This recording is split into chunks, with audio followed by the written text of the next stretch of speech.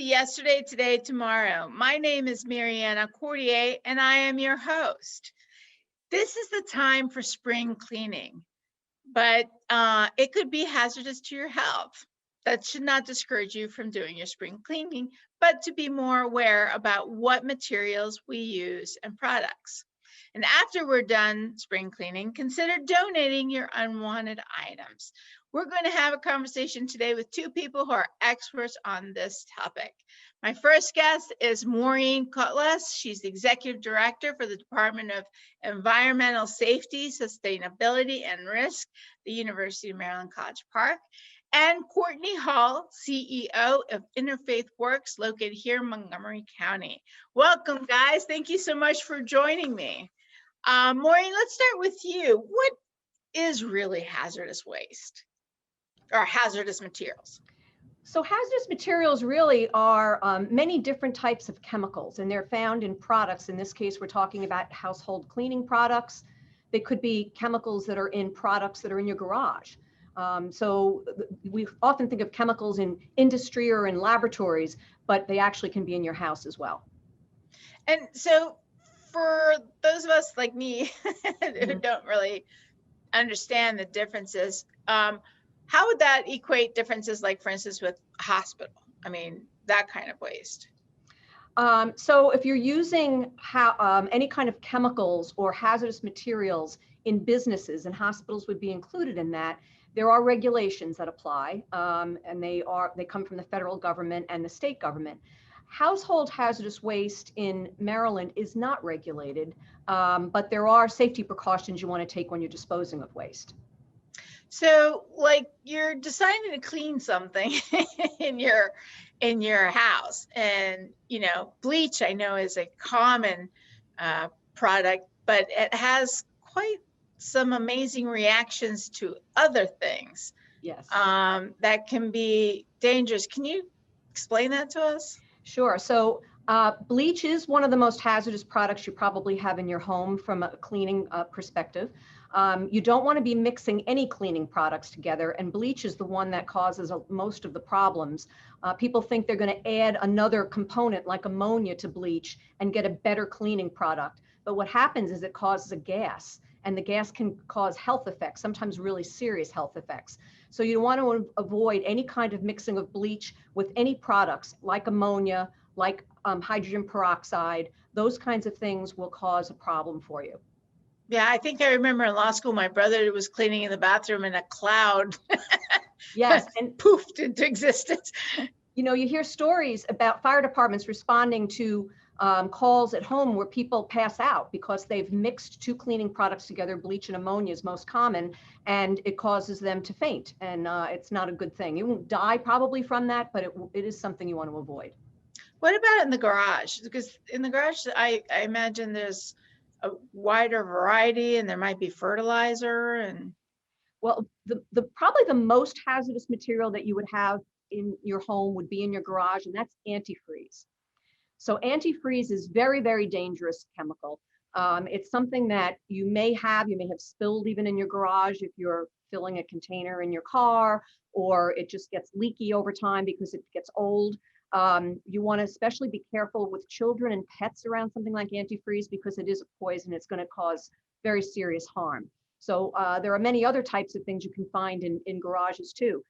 You may find things like pool chemicals, pesticides. You might have some extra storage of chemicals that you're using for cleaning in and around and outside the house. All of these things need to be handled really cautiously, and the best way to find out how to handle them is to read the label. Right. And what are you looking for on the label? So on the label, you're going to find the ingredients, which may not make that much difference for you. You may not recognize some of the chemicals, but it will also tell you what the precautions are, whether you need to wear goggles, for example, or gloves when you're handling it. And it also gives first aid information, which is probably the most important thing for you to know. If you suspect somebody has had a problem with a chemical, you should look at the label, see what the first aid precautions are. And if you do have to have them brought to an emergency room, for example, the emergency room will want to know what that product was that was used. How often do you know, do emergencies result from misuse or misunderstanding of these types of products? Yeah, so there are approximately 150,000 people in hospital emergency rooms each year, and 300 children a day, actually, that are either seen in emergency rooms or in doctor's offices because they've had some kind of serious contact with a household product, often a household cleaning chemical. So it is something really important to think about.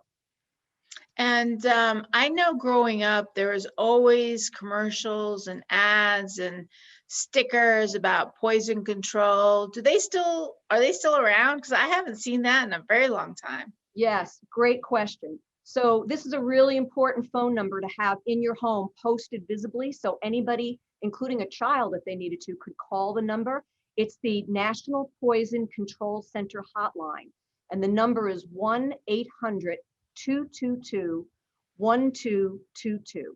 And you want that number there if you have a suspected or known poisoning with a household chemical. The other number to have with that would be your doctor's office number and 911 or other emergency contact in case you need to have somebody transported. And what kind of effect can using these products improperly have within the home? So often what you'll see, most of the household products can be used safely. And again, probably the most common thing that happens is people may get some skin irritation, skin redness, that kind of thing. If you wear gloves, that can help. But there are chemicals that either are mixed or chemicals outright that can cause much more serious problems. Splashes in the eye can damage your eye permanently. So you want to make sure that you're not getting your eye anywhere near any kind of chemicals, or use goggles or glasses if you need to. You can also get breathing problems, coughing, even something as serious as heart problems or death in some cases. People that have breathing problems such as asthma can be particularly susceptible to chemicals in the home. And that's something that I find interesting, because when sometimes I'm cleaning, I don't know if it's the dust or the product because I have asthma, it gives me sometimes a hard time to breathe. So maybe wear a mask when you're doing the cleaning as well, right? Yes, you might consider doing that if you can wear a mask. Not everybody can comfortably wear a mask, but if you can, that would be a good way to do it. One other thing that some people don't realize is that air fresheners can be something that cause problems for everybody, not just people that have asthma or breathing problems, but they are loaded with chemicals. So it's always better to avoid air fresheners if you can, and open your windows and try to get fresh air in a different way if you need to control odors. No, definitely. I have an issue with the air fresheners. I hate them. I can't breathe when they get sprayed. Absolutely. But so we get into all the specifics for doing the cleaning and making sure we do it safely. But one of the things that I wanted to ask you is that, since you're an expert in this field, we have a lot of face masks, and we have a lot of things at home that we didn't have before because of the pandemic. And, if it were in a hospital, it'd be treated as medical hazardous waste, I imagine. Should we be treating that kind of trash differently at home, or do anything differently, or what do you recommend? Generally, we don't regulate, as I mentioned, the different agencies that regulate hazardous waste and biomedical waste don't get involved in household use of those materials. But there's a common sense aspect to this. If you have somebody that's sick in the home, whether it's COVID or something else, you probably want to make sure that you secure the garbage that comes from them in safely, so that when it's disposed of in a garbage can, it's taken away by the sanitation haulers, they're not exposed. The other day I was walking in my own neighborhood and saw a mask laying on the ground. That's something that's really started since COVID. Those masks probably are not contaminated in any significant way. The virus dies pretty quickly in the environment, but you still don't want to pick it up. But we don't want people disposing of masks in parking lots or leaving them on the street. That's not the way to handle them. Right. So what do we do with all our items that we've accumulated in the house, and we are spring cleaning, and now what do we do with the things we want to donate or sell? Or what do you suggest, Courtney? At Interfaith Works, we have been for probably the past 20 years operating a clothing center out of the old Broome Middle School. It's right over there off of Twin Brook Parkway. And we really thrive when folks are doing the sort of spring cleaning that you're talking about, going through and reviewing the things that they no longer need, but are in still very good condition and they think someone else could use. So at the clothing center, we accept many items, certainly clothing. We're in great need of men's clothing as well. Although we appreciate women's and children's clothing, we certainly do appreciate those, but it seems that us men sometimes wear things until they're no longer able to be worn. So we need to expand that section of our store, but we I also don't think you guys got the shopping gene. I don't know. We also need linens, towels, household goods, such as cups, dishes, and small household appliances. So all of those things that folks may have in their home, especially, you're in during COVID, you're at home longer or more than you think you would normally be, and you discover new activities that you didn't think you would, such as spring cleaning. So we welcome all of those things. Do you also accept furniture or small furniture? We do not accept furniture. We have a warehouse and it's sizable, but we don't really have the space to accept furniture. So we generally ask for small household appliances, and then the others like linens, towels, and household goods. And how do people do to donate? I mean, practically, how is that done? Sure. So they can swing by our center at 751 Twin Brook Parkway in Rockville. And generally they can just drop off their donations during business hours. We'll be there ready to receive them. We make it very easy. We'll roll out a cart to your car. We'll take your items and we will dispose of them and recycle them appropriately. And what are some other organizations do you know that have items that they need that aren't what you need? Oh, that's a good question. I'm not sure. Certainly there are always the Salvation Armies and many secondhand stores who will take some of the items perhaps that you've mentioned, like furniture and things of that nature. But I can say for sure at Interfaith Works, we do appreciate the clothing especially, and the household goods. And how much need have you seen since the pandemic started? We have seen an increased need, but I'm very happy to say that we've also seen increased generosity. One of our programs that I'm particularly proud of is our Prepare to Impress program. And that's a program that is paired with our vocational services program. So folks who are unemployed and who are looking to get back into the workforce have an opportunity to shop at our store for business attire. So suits, dresses, blouses, shirts, dress shoes, pumps, purses, all of those things. We have a section of our store that is specifically reserved for those who are in our vocational services center and are looking to get back into the workforce. But we have seen a significant increase of donations, which we very much appreciate because there are people who continue to have need. And how difficult has it been for that program to place folks in the workforce, being that there is a pandemic and so many places shut down and such? Yeah, so we estimate, unfortunately, that about 50% of the jobs, the entry-level jobs that our clients would generally have qualified for are likely gone, and we're not sure when they're coming back. So we've seen a significant impact on the people who were already the most at risk. But we have a fantastic vocational services team, counselors who work tirelessly to get people placed, and we have had some success in placing folks in $15 an hour plus jobs. And do you have employers that help or are work in conjunction with you, Interfaith Works, to get folks employed? We do. We work with, So we have many employers, particularly in the retail, fast food industry, as those industries begin opening back up.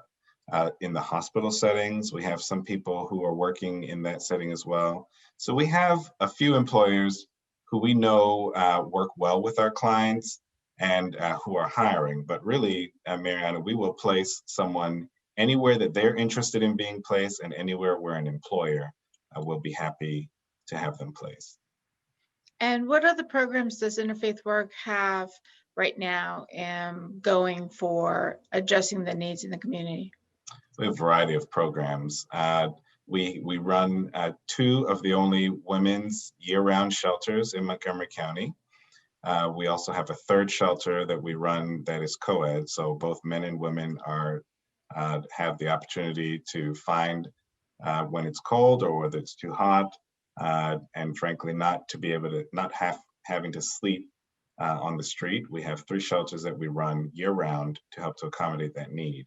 We also have housing programs where people who are looking for an affordable place to rent and are otherwise qualified for our services are able to access those housing programs. I've already mentioned our vocational services program, and we also have programs where we specifically outreach to the faith communities as well to try to help them leverage their resources on behalf of those who are experiencing poverty. That's great. I really commend all the hard work you guys are doing. To go back to Maureen for just a second, I wanted to ask you, there's a lot of products out there that you can choose when you're going to start your spring cleaning or any cleaning project. What do you recommend the audience look for? Because I've seen there's the environmentally, organic cleaning products versus the chemical product. What's your take on that? So it's a great question. You will see a lot of products that are labeled eco-friendly, natural, environmental friendly. There's all kinds of terminology. The EPA actually does have a program that kind of certifies products that have those claims. The problem is a lot of products are labeled and there's no real standard behind it. So you don't know if you're actually buying something. And just because it says environmentally friendly doesn't mean it doesn't have any toxic components either. So my advice would be you take a little extra time when you're in the market and looking for products and read the label. See what the label says. See if you don't recognize the ingredients, see what the hazard warnings are. And if you see something that says danger or even warning on the label, it's probably pretty toxic. And if you don't have to use it, I'd avoid that and go for something that's less toxic. You also should plan for the littlest amount that you need to use. You don't need to cover your house in household cleaning products. If you have somebody, once again, somebody that's ill in the house, you're probably going to want to do a little more extra cleaning and disinfection.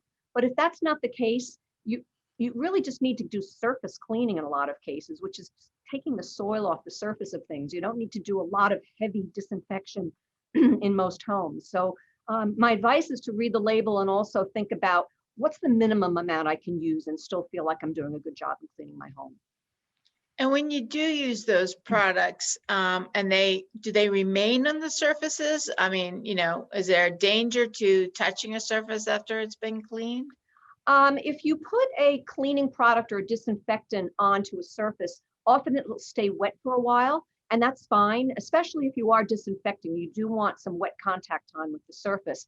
That would be a time that you don't want children in the area, you don't want your pets in the area. You might want to put gloves on if you do have to touch the surface. But the best thing to do is either wipe it dry after you have whatever, read the instructions. If it says to leave the product on for 2 minutes, you should follow that, and then you can wipe it down or just let it naturally air dry.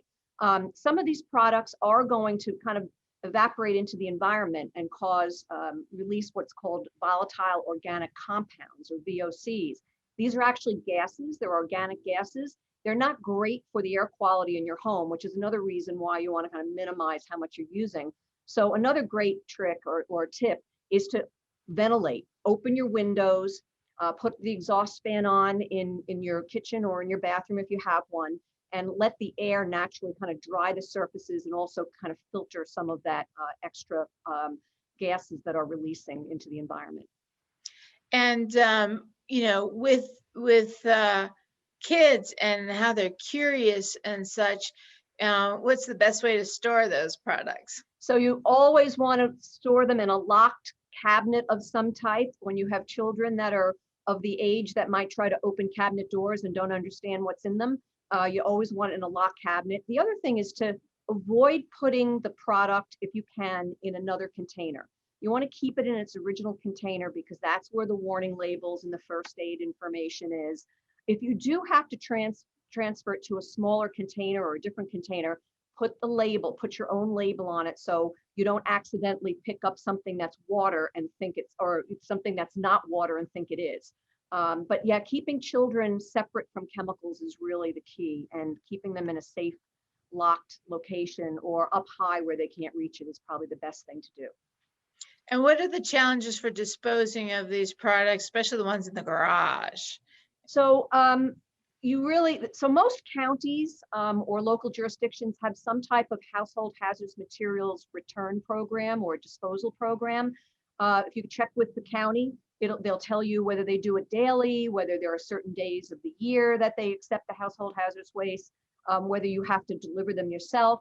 You always want to make sure that you have them in containers that are in good condition, with the caps closed on them if there's any liquid or residue left. If you have any kind of corrosive material where you see a container that's failing, stuff is leaking out, it's got rust all over it, if it's a metal container, you probably want to contact your local disposal agency and ask them, or even if necessary, if you think it's a real hazard, call the fire department and say, I think we've got something leaking that's hazardous.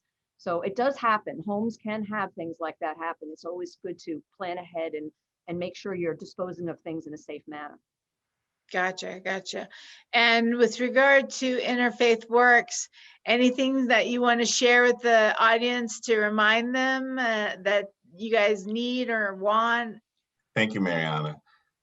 We certainly, again, used gentle clothing is always very welcome as you're going through your items. If you'd like to donate, the number is 301-424-3796.